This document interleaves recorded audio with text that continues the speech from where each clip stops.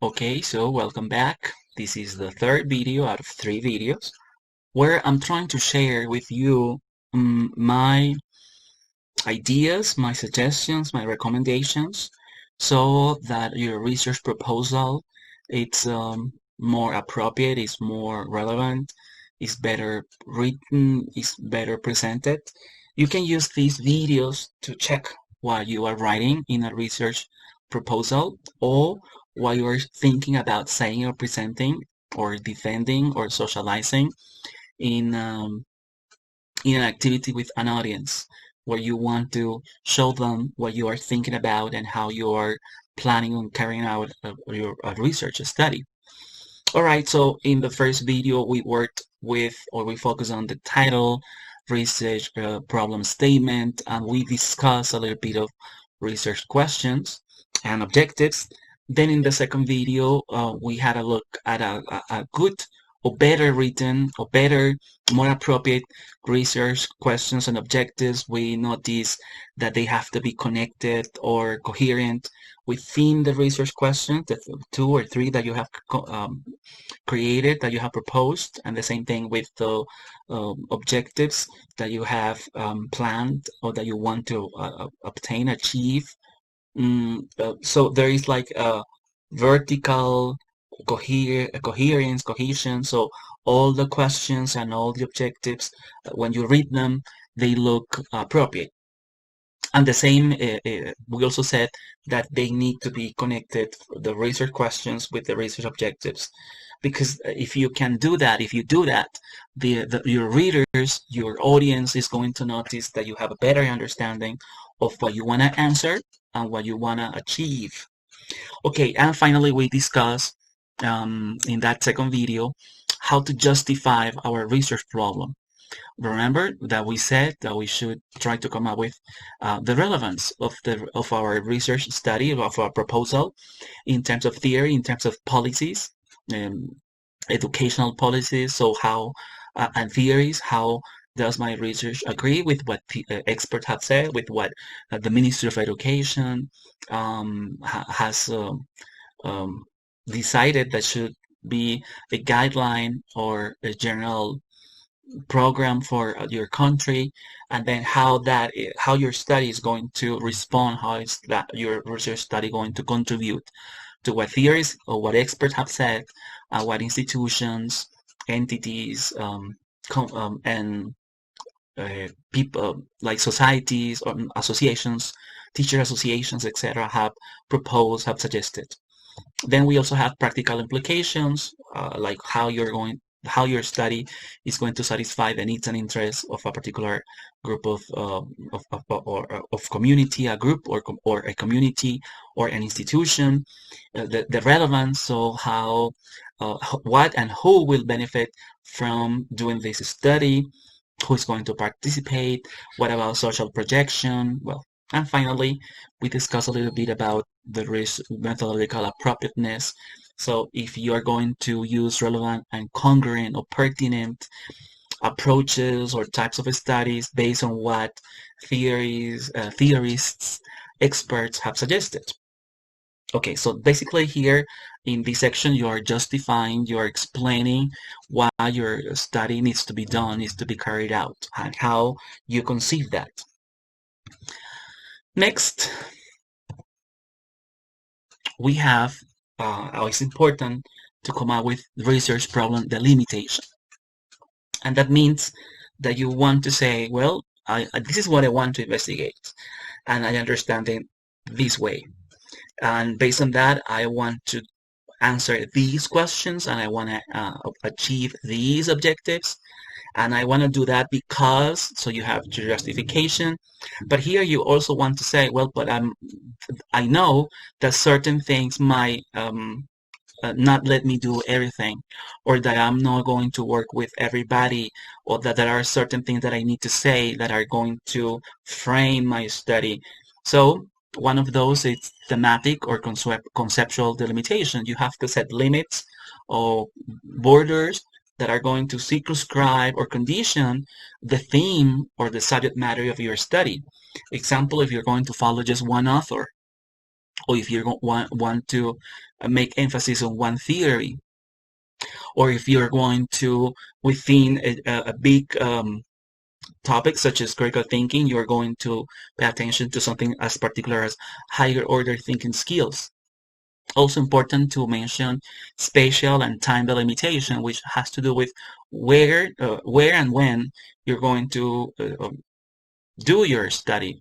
The study will take place where, in what time, and what place. What if it's going to be for a year? If it's going to have, if it's going to take place for one semester?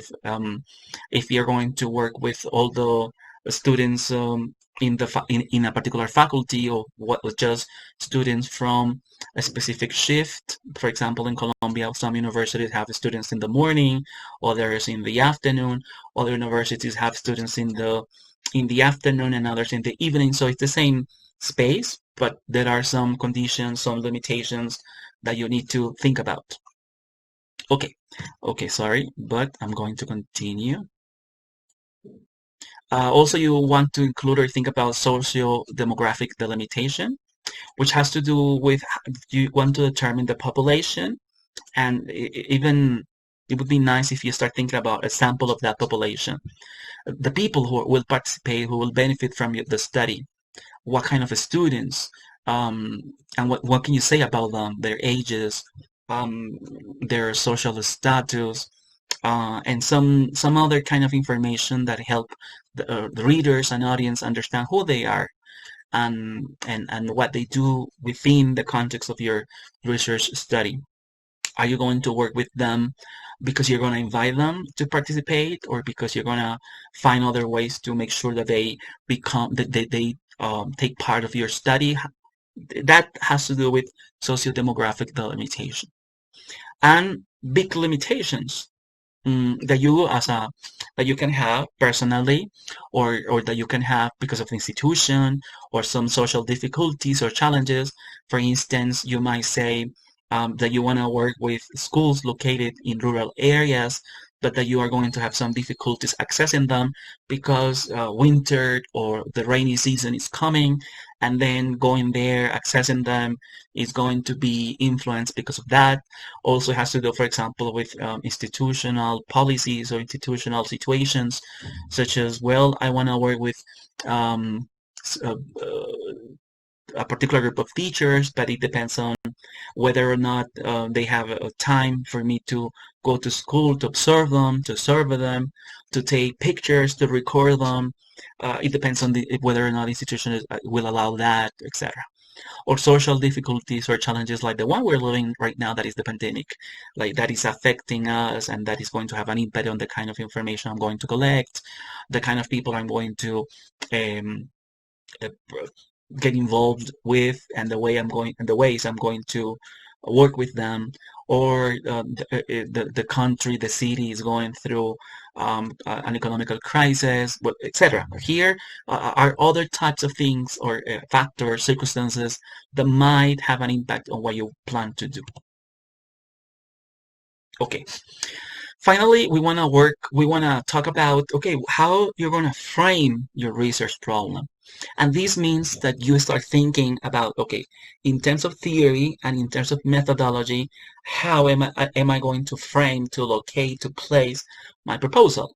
That means, for example, that you think about policies and precedents that you should consider, or that you think are relevant, previous studies that you are going to check because they are going to show you certain things that you need to include, or 1, 2, 3 main concepts and authors or theories that are going to help you, that are going to guide you, that are going to give you ideas to consider.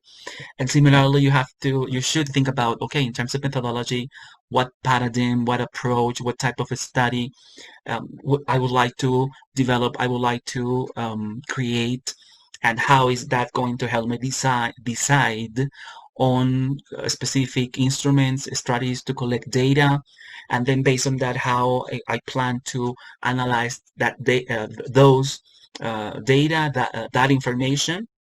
Example, taking into account that I have been speaking about higher order thinking skills. Here you have some ideas, just as an example. No, this is just an example.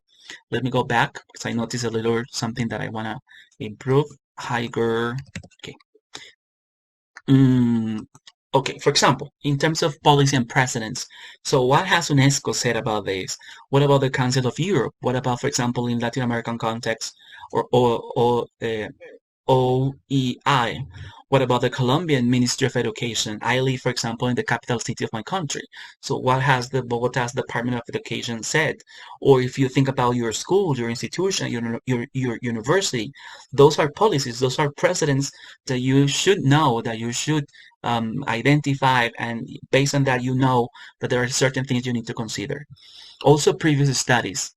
For example, if you're working at La Salle, if you're studying doing things at La Salle, well, at least find one previous study. Obviously, more it's better, but at least one institutional project study that has addressed the topic that you want to explore.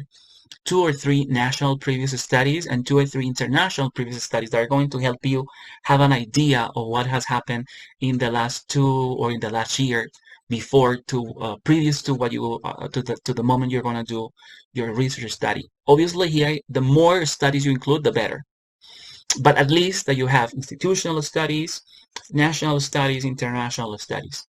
And also you need to think about what, okay, the main concepts, for example, in the idea that we have been discussing, okay, critical thinking is a huge concept, but more concretely, higher order thinking skills, particularly because you have been talking about a literature-based EFL class, then content-based instruction, literature-based classes, even, for example, the teaching of English as a foreign language could be a concept that you might have to read, discuss, include, incorporate. That in terms of theory. Now, in terms of methodology, okay, because you want to because your research question was about how do teachers use, what you're going to do is to observe them. You want to know why they do the things they do from their own perspective. So that means that you are going to be using or following the interpretative or naturalist paradigm. And it seems, based on what the questions and the objectives that we have discussed in the previous videos, that you are more qualitative oriented. You want to have access to perceptions, to attitudes, to practices. And the research itself is descriptive. Remember the question that we established, the how, and the research objective was describe. Well, this matches all of that.